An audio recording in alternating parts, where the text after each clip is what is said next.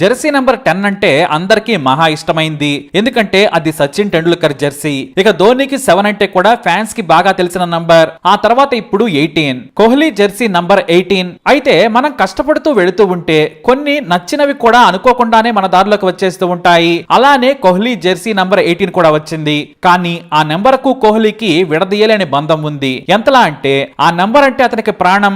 అంతటి మనసు కదిలించే కథను ఒక మీడియాతో మాట్లాడుతూ పంచుకున్నాడు కోహ్లీ. ప్రతిరోజు తండ్రితో కలిసి ఉరుకుల పరుగుల మీద బైక్ మీద స్టేడియానికి వెళ్లి ప్రాక్టీస్ చేసేవాడు విరాట్ కోహ్లీ. చిన్నప్పటి నుంచి బ్యాట్ ఎలా పట్టుకోవాలి, ఏ బాల్ ను ఎలా ఆడాలో తండ్రి ప్రేమ్ విడమరిచి చెప్పేవారు. అంతేకాదు టీవీలో చూపిస్తూ సచిన్ ఆ బాల్ అలానే ఎందుకు ఆడాడు, సెహ్వాగ్ ఆఫ్ సైడ్ వేసిన బంతిని లెగ్ సైడ్ ఆడి 4 ఎలా కొట్టాడని విడమరిచి చెప్పేవారు. తండ్రితో పాటు సచిన్ స్ఫూర్తితో క్రికెట్ మీద మక్కువ పెంచుకున్న కోహ్లీ కష్టపడి ఢిల్లీ టీం కు రంజీలకు ఎంపికయ్యాడు. పోటీ విపరీతంగా ఉంది. ఎంతలా అంటే ఢిల్లీ టీంలో దాదాపుగా 8 మంది టాప్ బ్యాట్స్మెన్లు ఉన్నారు.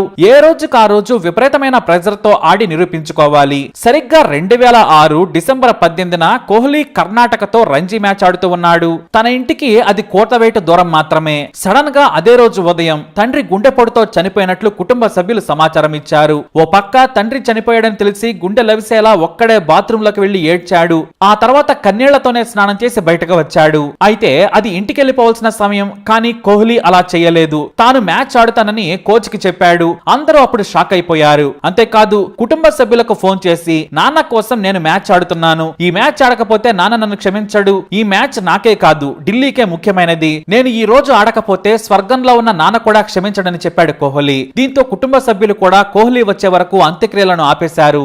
ఆ రోజు తన మనసులోని భావాలను మీడియాతో ఇలా పంచుకున్నాడు కోహ్లీ. నేను ఆ రోజు రంజీ మ్యాచ్ ఆడాలని కఠిన నిర్ణయం తీసుకున్నాను.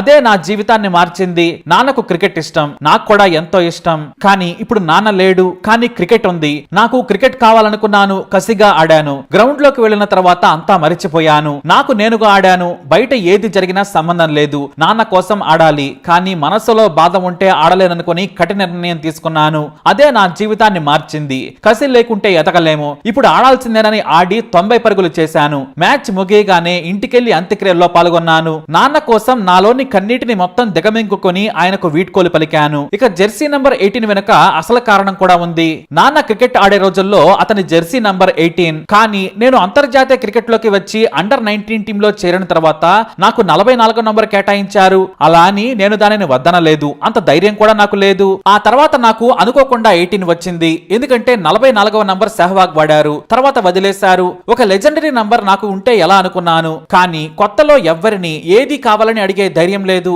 కానీ అండర్ 19 ప్రపంచ కప్ కి ముందు హఠాత్తుగా నాకు జెర్సీ నంబర్ 18 ఇచ్చారు. అంతర్జాతీయ మ్యాచ్ లో ఆ నంబర్ ఖాళీగా ఉంది. నేను ఇతరులతో మాట్లాడినప్పుడు నా ఆలోచనలను గౌరవించి ఉంటారు. ఒకసారి వీలైతే జెర్సీ నంబర్ 18 ఇవ్వమని టీం మేనేజ్మెంట్ ను మామూలుగా అడిగాను. వాళ్ళు సరిగా రెస్పాండ్ కాలేదు. అదృష్టం కొద్దీ ఆ నంబర్ ఖాళీగా ఉండడంతో జాతీయ టీంలోకి వచ్చిన తర్వాత నాకు తెలియకుండానే జెర్సీ నంబర్ 18 ఇచ్చారు. ఒక్కసారిగా ఆ జెర్సీ నంబర్ చూడగానే నాన్న గుర్తొచ్చారు. ఎందుకంటే నాన్న చనిపోయిన రోజు కూడా అదే. నాన్న క్రికెట్ ఆడేటప్పుడు వాడిన నెంబర్ కూడా అదే. ఒక సంతోషం, ఒక దుఃఖం ఈ నెంబర్ లో ఉన్నాయనుకున్నాను. ఇక శ్రీలంకతో మొదటి మ్యాచ్ ను 2008 ఆగస్టు 18న ఆడాను. ఇలా నాకు 18 ఎంతో అటాచ్మెంట్ గా మారింది. ఆ నెంబర్ ను తప్ప మరో నెంబర్ ను నేను ఊహించుకోలేదు. మొదట ఆ నెంబర్ దొరికేందుకు అందుకోసం కష్టపడాల్సి వచ్చింది. కానీ ఆ తర్వాత అదృష్టం కొద్దీ అదే జెర్సీ నెంబర్ వెతుక్కుంటూ నా దగ్గరకు వచ్చిందని నాటి సంగతులు గుర్తు చేసుకున్నాడు కోహ్లీ. ఆ మాటలు చెబుతూనే నాన్నను తలుచుకుని కాసేపు మాట్లాడలేకపోయాడు కోహ్లీ. ఐ లవ్ 18 అంటూ ముగించేశాడు. ఇది కోహ్లీ జెర్సీ నంబర్ 18 కథ. మరి ఈ స్టోరీపై మీ అభిప్రాయం కామెంట్ ద్వారా తెలియజేయండి. వీడియోని లైక్ చేయండి, షేర్ చేయండి, మా ఛానల్ ని సబ్స్క్రైబ్ చేసుకోండి.